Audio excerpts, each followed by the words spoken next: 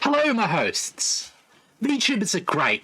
I love VTubers, but I often see people propagate misconceptions about them. So here are 9 big misconceptions about VTubers that I've noticed in no particular order. VTubers are AI. These are not avatars of real people. These are fully synthetic beings or creations. You know, I shouldn't have to explain this one, but Australia's Channel 7 said this in their top rating morning show. AI hasn't advanced to the point where we can create fully autonomous content creators. All VTubers, both live streaming and scripted content, use a real person, the person inside, to do their actual content creation. At the moment, all AI-based content creation software needs the curation of actual sentient people. If there was a breakthrough for this, then they would be using AI to do something more substantial than YouTube content creation. That said, there are virtual avatars backed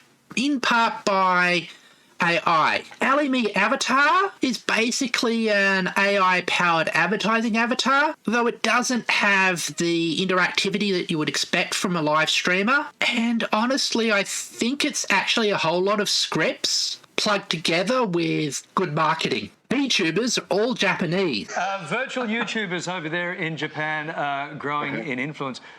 Well, if the Olympics showed us anything, it's that Japan is still well and truly at the cutting edge of technology, particularly the really quirky forms of technology. And another Channel 7 misconception, which was even more frustrating since when they showed their video reel, they had a whole lot of Western, non-Japanese VTubers there. Look, the current era of VTubing started in Japan and grew to prominence there, though we have to acknowledge British and American early pioneers in the VTubing sphere. But now, if your country has the infrastructure to support a VTuber, then it probably has at least one. There are VTubers from China, Korea, Indonesia, Australia, the US, and many of the countries of the EU. Many VTubers tend to use a Japanese style though. However, in part, this is because much of the equipment has been built to support such a style, and to do custom shaders and designs needs a lot of extra work. VTubers are all men pretending to be women. There has actually been research into this. I'll link a paper in the doobly-doo, but regarding choices of a VTuber gender, 82% of English-speaking VTubers, 100% of French-speaking VTubers, 48% of Japanese VTubers choose an avatar that matches the gender identity of the person inside. Also, voice changer tech isn't as good as many people think. If the gender of a VTuber's inside person was discovered to not correspond with their avatar's gender, then the fans would have abandoned them. The most infamous case of something like this is Nora Cat. However, even for her case, she didn't crash and burn. In fact, she is still producing content and has 84k subscribers, which puts her in the middle leagues of VTuber creators. So, no, fans are loyal. VTuber agencies can replace talent. Publications like the Financial Times have raised concerns that VTuber agencies could simply replace their talents inside people like they are a Bond actor. Dr. Lau references in the doobly-doo's course, in fact, done some research on the acceptability of this with the audience. According to his research with mainland Chinese viewers, the viewers would find this acceptable. However, I don't think this will be something that ever happens in the mainstream VTuber community outside of China. And it's not because I think corporations are good or kind or generous. I think corporations are only interested in maximizing profits and minimizing risks, which is exactly the reason I think corporations would not replace the VTuber's inside person. We have seen how the rumors of this possibility dogged Kizuna Ai and stunted her growth. We've also seen the Game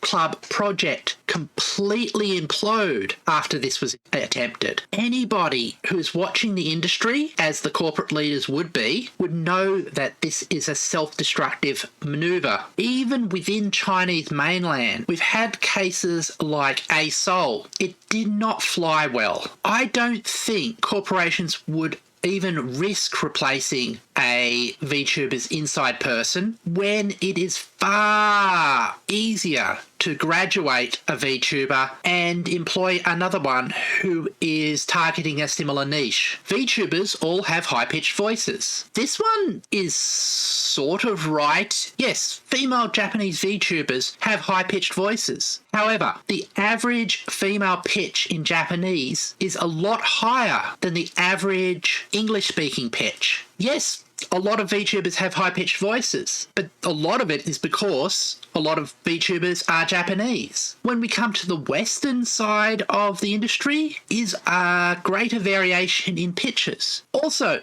some women, like, say, WolfieChew and Iron Mouse, have naturally very high-pitched voices. VTubers pandered to the stereotype of submissive Asian women. The VTuber audience is full of people begging to be crushed under the feet of their Oshi, to be treated with the same disdain as that of dirt. There are very popular VTubers with very forcible personalities. Sure, there are some VTubers on the more submissive side of the spectrum, but there's a great variety of personalities and interests amongst VTubers. VTuber sexuality is a game that supports a great variety of playstyles, and some who are interested in not playing the game at all. VTubers pander to people attracted to those too young to consent to be involved in adult relationships. I'm sorry to talk around the correct term, but there are some words that are dangerous to say on YouTube. The people who tend to make this claim tend to do so while talking over badly performed Minecraft parkour. And to them, I have to say, you can enjoy a female performer without being sexually attracted to them. VTubers are not allowed to date men. This perception comes from the influence of the Japanese idol culture. However, firstly, for the idea